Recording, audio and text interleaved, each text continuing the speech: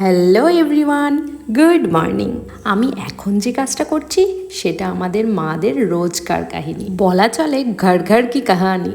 সকালবেলা বাচ্চাকে ঘুম থেকে তোলো, তাকে রেডি করাও, তারপর তো আরও নানান কাজ চলতেই থাকে তার পেছনে। আর সব থেকে বড় কঠিন কাজ হলো এই খাইয়ে স্কুলে পাঠানো। দেখো দেখো, খাবার দেখে মুখটা কেমন ঘুরিয়ে নিচ্ছে। এদেরকে খাইয়ে স্কুলে পাঠানো মানে রাজ্য জয় করার মতন কাহিনী। চোখে এখনো ঘুম।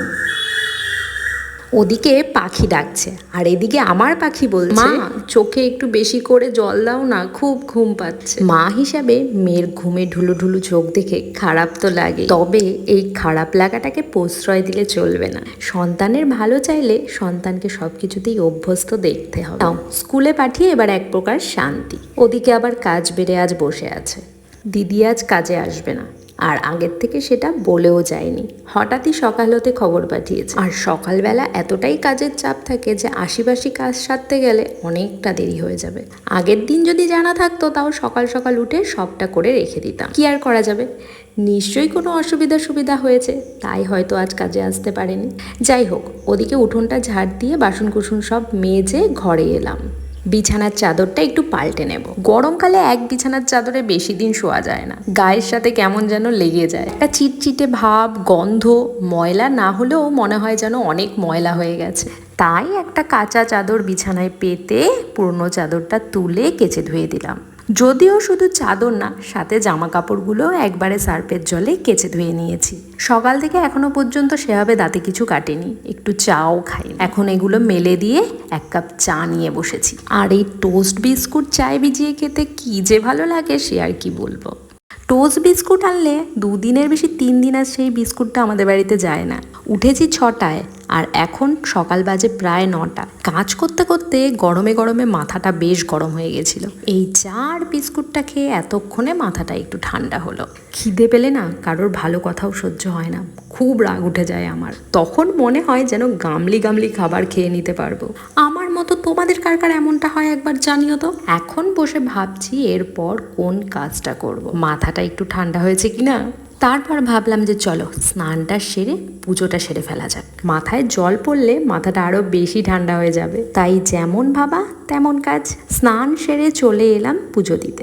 ওদিকে পুজোর জন্য ফুল, বেলপাতা সবই মা তুলে রেখেছে, শুধু তুলসী পাতাটা তোলাই বাকি আছে। তাই সেটা তুলে নিয়ে এখন সোজা পুজোয় বসবো। এদিকে সেই আগের বৃহস্পতিবার আম পল্লব দেওয়া হয়েছে ঘটে, অথচ দেখলে আম পল্লবটা কি টাটকা রয়েছে এখনো। মনে হচ্ছে যেন কালই পাতা হলো কিংবা আজ। এদিকে বেশি বেশি ফুল পেয়ে ঠাকুরের আসনও সাজিয়ে ফেলেছি। চলো তাহলে জল মিষ্টি দিয়ে এবার পুজোটা সেরে ফেলি।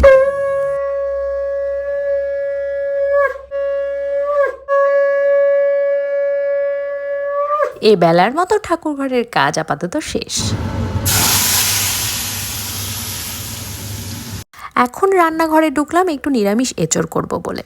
মঙ্গল আর শনি এই দুদিনই যেহেতু আমাদের বাড়িতে নিরামিষ খাওয়া হয়, তাই এঁচড়টা আজকে নিরামিষ ভাবেই করছি। আর আমি বাইরের কাজ সেরে আস্তে আস্তে দেখছি ডাল, ভাজা, তরকারি সব নেবে গেছে মায়ের। ওদিকে রান্নাবান্না সেরে রান্নাঘর গুছিয়ে খাওয়া দাওয়া কমপ্লিট করে একটু বসলাম। অনেক দিন হয়েছে নখগুলো এরকম পড়ে আছে, কিছুই করা হচ্ছে না। তাই আজ একটু ভাবলাম যে নখগুলোকে একটু শেপে আনি।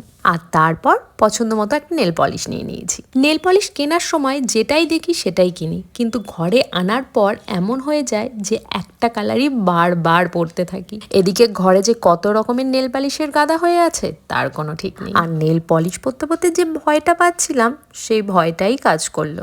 ওদিকে মাম্মাম ঘুম থেকে উঠে পড়েই বলছে, মা তুমি কি করছো, আমাকেও পরিয়ে দাও নেল পলিশ। ব্যাস, এবার না পরিয়ে দিলেই তো শুরু কান্নাকাটি। ওদিকে আমার নেল পলিশ পরা একদম কমপ্লিট হয়ে গেছে। দেখো তো একবার কেমন লাগছে। দাঁড়াও আমার মহারানীকে আগে পরিয়ে নিই, তারপর দুজনে মিলে একসাথে তোমাদেরকে দেখাবো। আর আমি ঠিক যে নেল পলিশটা পরবো ওকে কিন্তু সেই নেল পলিশটাই পরাতে হবে, এর অনথা করলে চলবে না। দেখো তো কেমন লাগছে মা মেয়েকে। আর এদিকে অনেক দিন হলো আমার আঙুল থেকে আংটিগুলো খুলে রেখেছি, কেন জানি না আমি কন্টিনিউ আঙুলে আংটি পরে থাকতে পারি। আর কিছুদিন পর যখন এখন আংটিটা পরতে এসছি দেখছি সব কটা আঙুলেই ঢিলা হচ্ছে। লাস্ট শেষমেশ একটা আঙুলে পরেই নিলাম। এদিকে সূর্য অস্ত গেছে, বাইরেটাও তাই একটু অন্ধকার হয়ে আসছে। আরে দাঁড়াও, তোমাদের একটা জিনিস দেখাবো তো। এই যে ফুলদানিটা, এটার এখনো আমার গতি হয়নি। কি লাগানো যায় এটায় একটু সাজেস্ট করো তো, অবশ্যই বলো কিন্তু। দেখা হচ্ছে আবারও কাল নতুন ভিডিওর সাথে। Bye bye.